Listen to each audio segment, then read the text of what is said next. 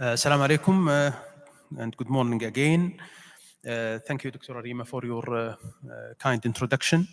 Today I will talk about a very important topic that we usually practice, but we don't really went through the biology and the usefulness of this practice, which is the use of CD30 in hematolymphoid malignancies. So there are a lot of things we need to discuss about CD30 and how to read it and how to apply it in our lab. So my aim today is to make on this important topic. So we know that CD30 had been first described in 1982 by using the Key1 antibody, and at that time they called it actually Key1, and even CD30 positive lymphomas at that time they called them Key1 lymphomas.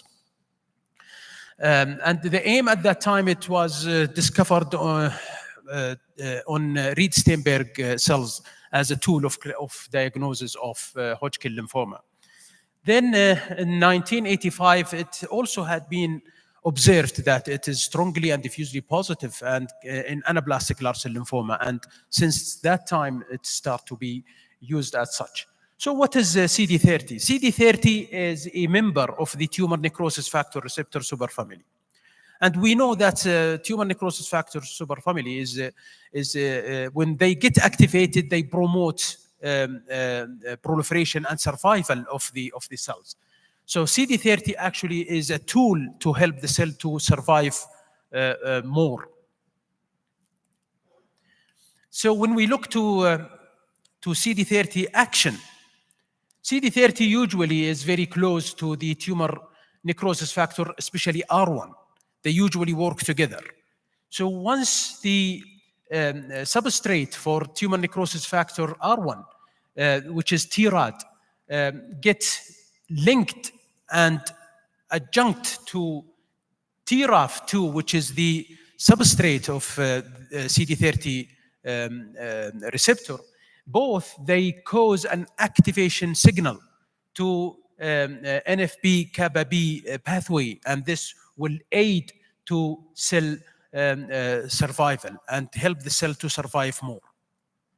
But what happens when we do or use CD30 anti-CD30 antibody?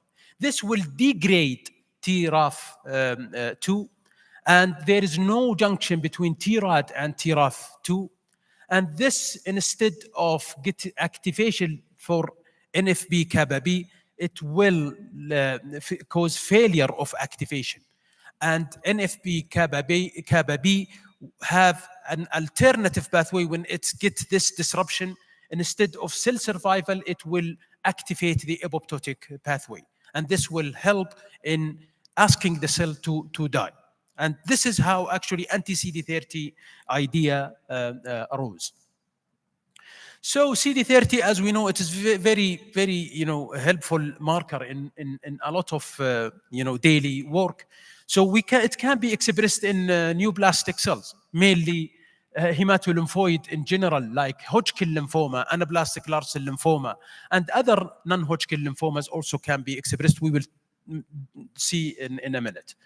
Another non-lymphoid neoplasms like systemic mastocytosis also can express CD30, and some even non-hematolymphoid neoplasm like embryonal carcinoma and some mesenchymal cell tumors can also express CD30. Not only that, CD30 can be expressed by activated normal cells, activated lymphoid cells, especially in autoimmune diseases and also in viral infected situation. And also in the resting or non-tumor cells, that is,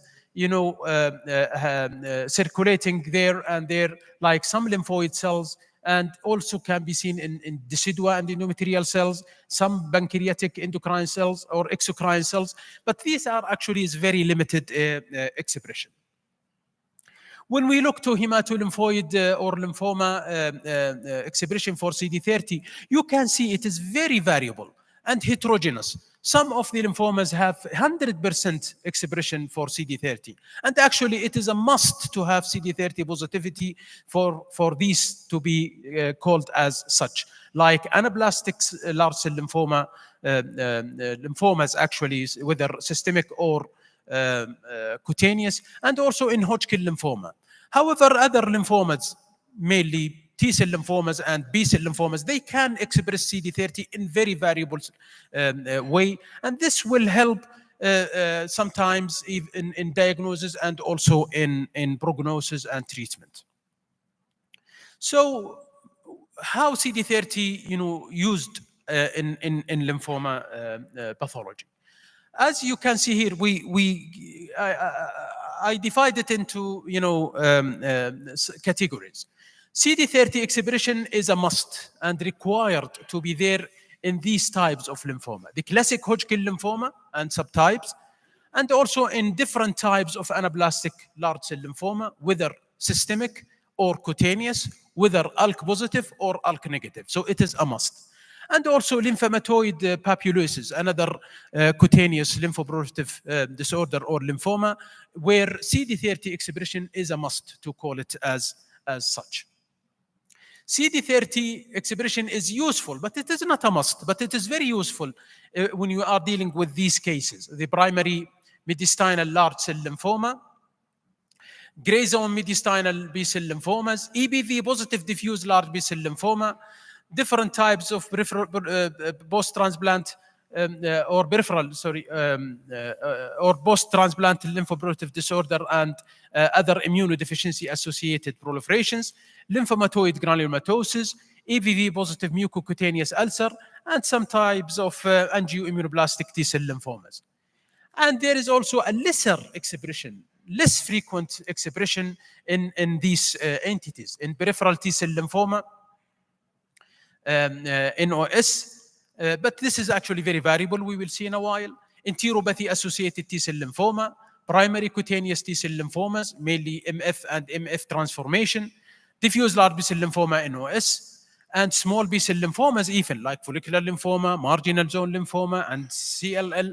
They can also express CD30, however, in a lesser amount. T and natural killer cell lymphomas, large B-cell lymphomas with plasmablastic phenotype, and also sometimes can be also, which is confusing, expressed in low frequency in nodular lymphocyte predominant Hodgkin lymphoma. When we look to how people read CD30 and how they explain or diagnose certain types of lymphoma based on CD30 expression, it is also variable. And as you can see here, there is some sort of discordant between experts on this entity, and it is varied between 67% until up to 95% concordance rate. And we know there are a lot of aids or helpful tools to help to solve these issues based if CD30 actually is not interpreted very well. When we look to different types, again, of T-cell lymphomas, we can see that 100% of cases of anaplastic large cell lymphoma, and also whether systemic or cutaneous, whether ALK positive or ALK negative, and also lymphomatoid papulosis are 100% expressing CD30, while the rest of T-cell lymphomas have very variable expression, sometimes from totally negative up to more than like 70% expression. So how to use CD30 in our practice? CD30 is very helpful in these situations, can be used as diagnostic marker, as prognostic marker, and also for the treatment options. In diagnosis, we know that it is essential to have CD30 expression in classical Hodgkin lymphoma to differentiate it from mimickers like nodular lymphocyte predominant Hodgkin, and also in anaplastic large cell lymphoma. And CD30 should be considered the standard care in the diagnosis algorithm for peripheral T-cell lymphomas, because this is very helpful for the diagnostic issue and also for the treatment options. And also we can see an example here, like how CD30 can be helpful to distinguish different types of T-cell lymphomas. If you look to the expression of CD30 in anaplastic large cell lymphoma, which is very strong, uniform, and almost in all cells, all neoplastic cells, how it is differ from CD30 expression sometimes in peripheral T-cell lymphoma, where it will be variable, weak, and also focal expression. I will show you some examples of or cases. This is a case of classic Hodgkin lymphoma. As you can see here, it is very beautiful sclerosis with nodularity. And if you go high power, you can see the atypical or RS cells, which are very unique or uniform, expressing CD30 in almost all the cells. And also we can have some help from CD15 and also the way how BAX5 is expressed to give this diagnosis. In contrast to its mimicker or great, cousin, which is the nodular site predominant Hodgkin lymphoma, where you have the same cells, the same RS-like cells. They are the L and H cells, which most of the time they are CD30 negative. And this is how CD30 help to distinguish between the two, with the help of other tools like CD20 expression, strong OCT2, and also the presence of helper T cells, around the tumor cells by using, for example, PD-1. This is an example of ALK-positive anaplastic large cell lymphoma in this lymph node, as it has its classic, infiltration by the sinusoidal or subcapsular pattern. You can see here those large cells are filling the sinuses. They are very strongly and uniformly expressing CD30. And here we can get the use of ALK to have the definite ALK-positive diagnosis. In contrast to another case which shows sheets of large atypical cells, and some of them they show this kidney shape or hallmark cells, what we call. And CD30 is really very helpful in these cases to say this is most likely anaplastic large cell lymphoma, because it is strong and diffuse, like in this example. You can use the ALK negativity to say ALK negative, and most of the time in these lymphomas EMA can be negative also, because usually it is positive with ALK positive, but also it can be positive in ALK negative, like in this example you can see weak expression of EMA. Cutaneous anaplastic large cell lymphoma is the same, but only the location is differ. So we have sheets of tumor cells showing Reed-Steinberg-like cells, and again the tool is CD30 way of expression in these examples. So when we have a known tumor, or if you receive in your biopsy what looks like lymphoma, large cell lymphoma with Reed-Steinberg-like cells, we call them. Of course, the differential diagnosis at the beginning, maybe it is carcinoma or melanoma or large cell lymphoma. So we usually did this panel. This is a short panel that just to help you to understand how to make these algorithms. So usually we use keratins, and also we use CD45 or at the beginning, and S100. So if S100 is negative and keratin is negative, so most likely we are dealing with lymphoma, even if CD45 is negative. And we need to do CD30 within a panel. So the panel is, different types of panels you can choose. But for example, in this case, if we have CD30 positivity and we have CD20 negativity, CD3 negativity, so most likely we are dealing with a CD30 positive hematolymphoid malignancy, and most likely it is whether Hodgkin lymphoma or anaplastic large cell lymphoma, because other CD30 positive B-cell lymphomas usually expressing CD20 and other B-cell markers, and other T-cell lymphomas express CD3. But in this example, if 20 and 3 is negative, that means we have only classic Hodgkin lymphoma and anaplastic large cell lymphoma. So we will do CD30, and CD30 positivity with negative EMA, ALK, and positive CD15. So most likely we are diagnosing classic Hodgkin lymphoma. If CD30 again is positive, this is means positivity with negative B-cell markers and negative CD15, and EBV also negative. ALK is positive, so this is ALK positive anaplastic large cell lymphoma. If ALK is negative, so most likely we are dealing with an ALK negative anaplastic large cell lymphoma. So this is just an example of how we use CD30 in our practice. So in prognosis, again, CD30 is very helpful in prognosis. For example, in diffuse large B-cell lymphoma, if diffuse large B-cell lymphoma express CD30, it show a better or favorable prognosis. But if CD30 positivity accompanied by EBV expression, this indicate poor prognosis. So you see how variable the prognosis based on CD30 and other tools. In peripheral T-cell lymphomas, CD30 expression usually associated with adverse reaction. However, if you go to the researches in this, you see different cutoff expression.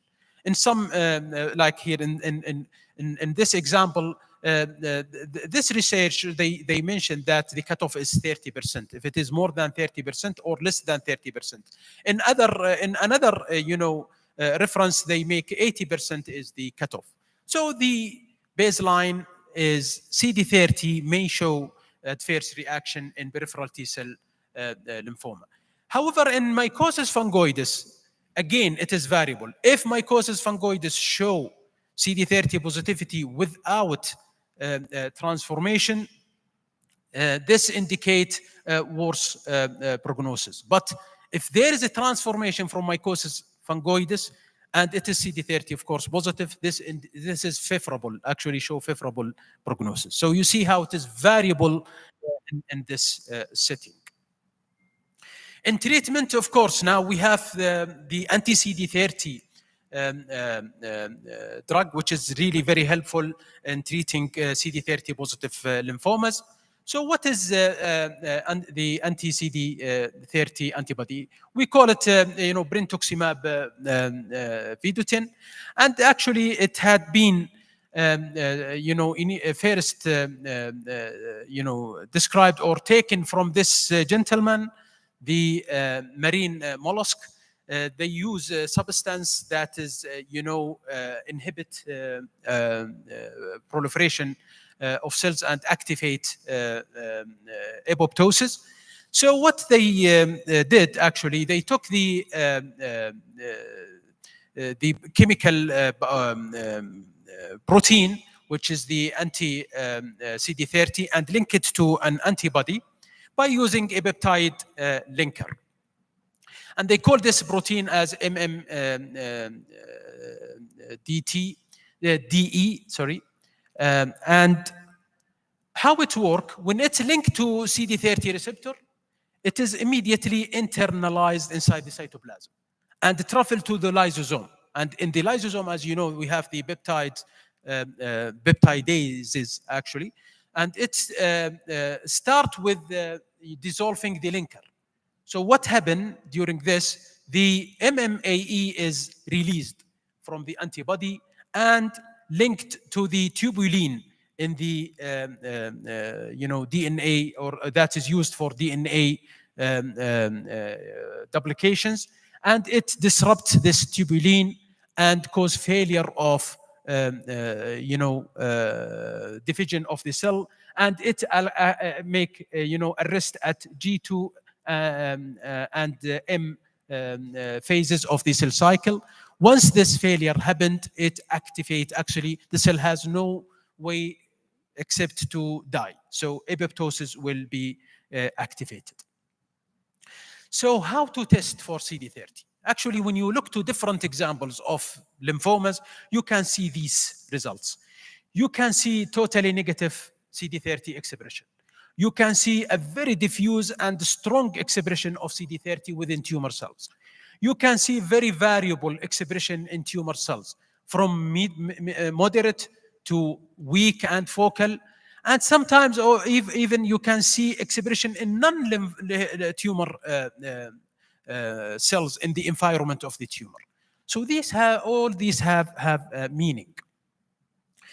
And you know that labs are differ in their protocols, differ in their threshold, differ in their reading. That's why CD30 actually, when it's moved from one lab to another lab, you will have different results. Some people will call it focal positive. Some people will call it, no, I will say this is negative because it is focal, not diffuse.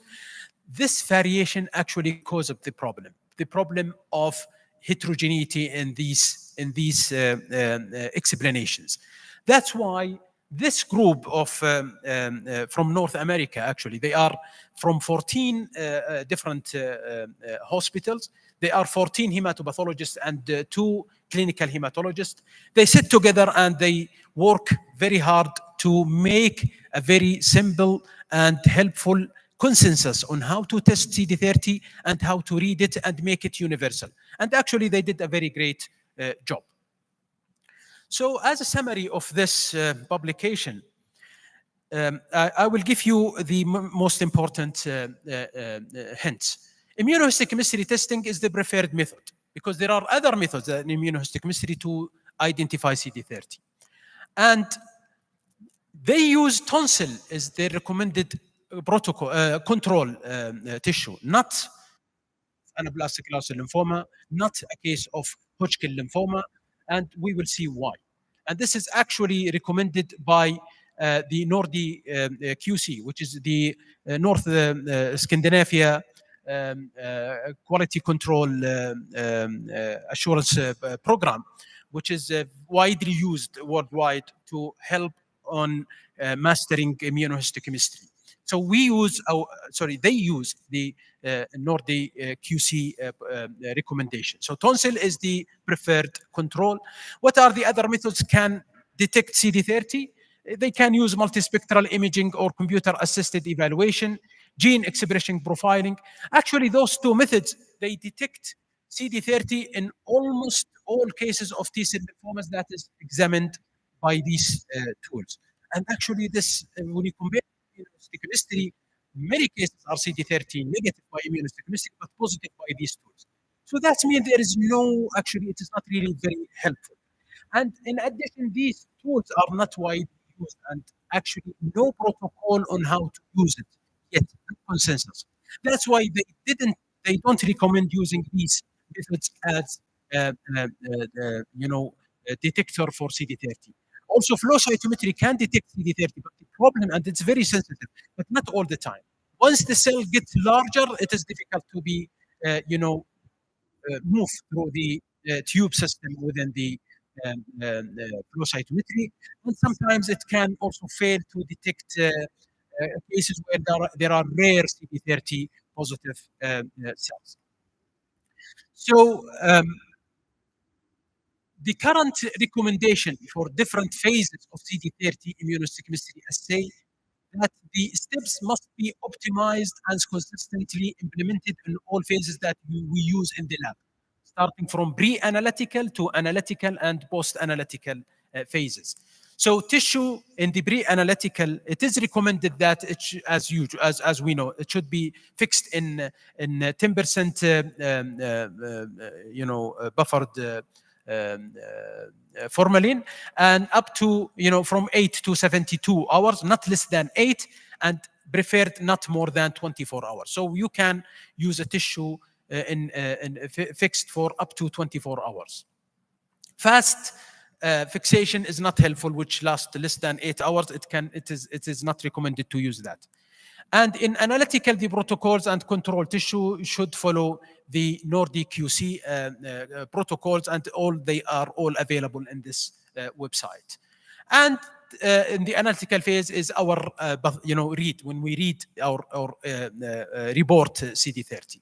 In post-analytical, how our colleagues in clinical hematology use CD30 results that we put in the report to help in managing their cases.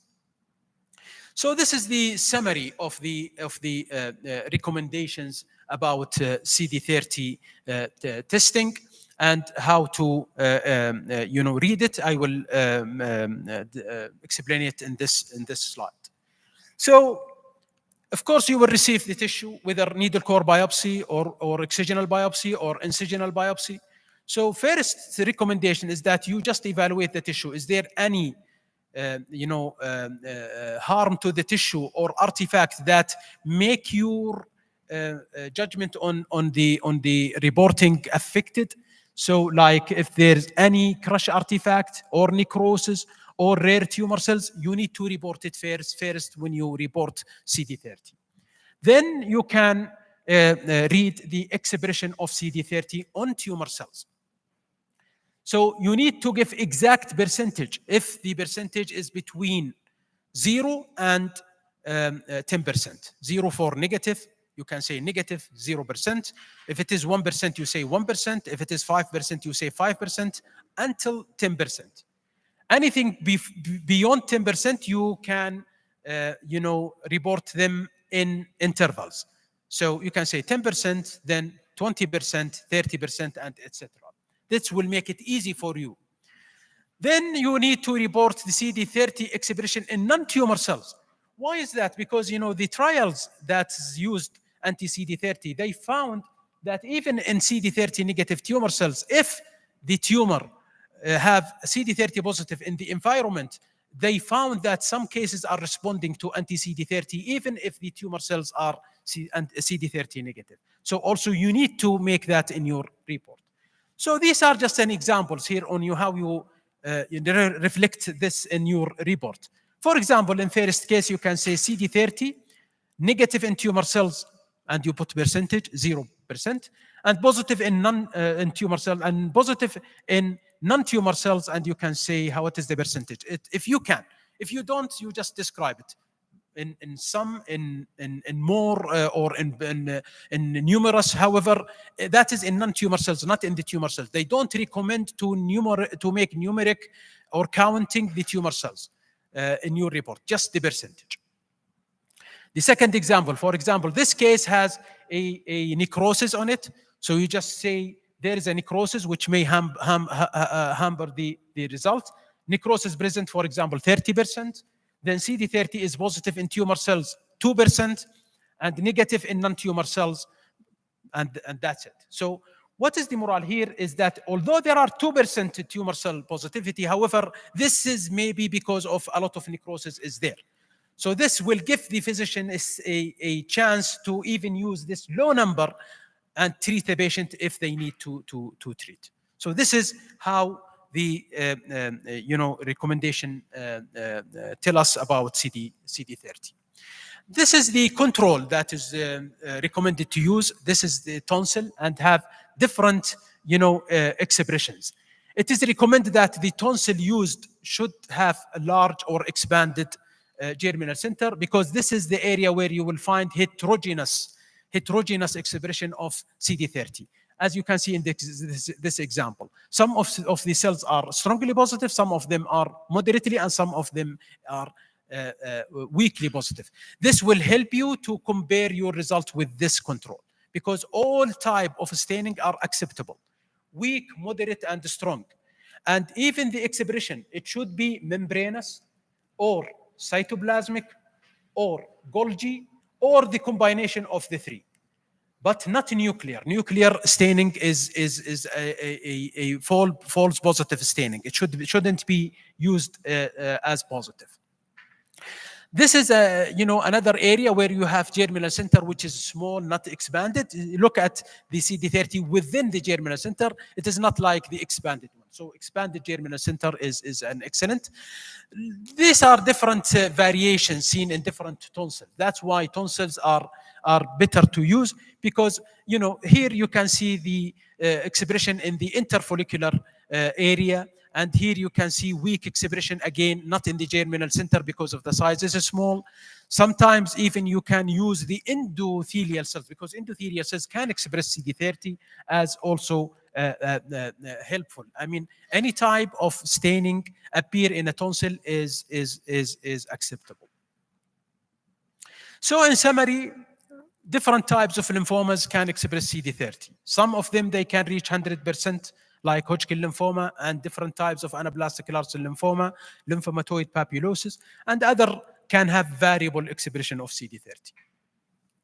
There are some difficulties in recognition of some entities because they overlap between the morphology and even by immunohistochemistry, like in Hodgkin lymphoma, where we can see in angioimmunoblastic T-cell lymphoma, some of cases they have large number of RS-like cells, and this will confuse us and think this is a Hodgkin lymphoma, not angioimmunoblastic. And we saw some examples, cases called as angioimmunoblastic or peripheral T-cell lymphomas with Reed-Steinberg-like cells. They call them as Hodgkin lymphoma, but they are not. And diffuse large B-cell lymphoma, EBV positive, because they can have a large number of CD30 positive cells. And anaplastic large cell lymphoma, the great mimickers are Hodgkin lymphoma and also metastatic melanoma by morphology, but we can, by immunohistochemistry, solve this issue. CD30 expression is the rule in Hodgkin lymphoma and anaplastic large cell lymphoma, as we know that it is a must. It should be. It is essential. And it can also be expressed in other lymphomas or malignancies and even non-neoplastic cells. We also know that CD30 can be target for the therapy, anti-CD30, in Hodgkin lymphoma and anaplastic large cell lymphoma, in peripheral T-cell lymphoma expressing CD30 positivity, and also in CD30 positive diffuse large B-cell lymphoma. And techniques for measuring CD30 expression is in general reliable, and techniques threshold for predictive sensitivity to CD30 target therapy are also under research. That's why we need to give this percentage, because different hospitals, they treat differently. Some people, they accept only more than 10% CD30 positive to give anti-CD30. Some hospitals, they still use lesser. So you need to just give the percentage and leave the decision for them. Because again, it is under research, not yet there is an agreed percentage. And there might be a mistake rate or a discordant rate in the diagnosis of CD30 positive lesions, and we can solve this issue by improving the quality controls, the teaching experts, consolidating reference centers, and by providing second opinion diagnosis for difficult cases. And thank you very much.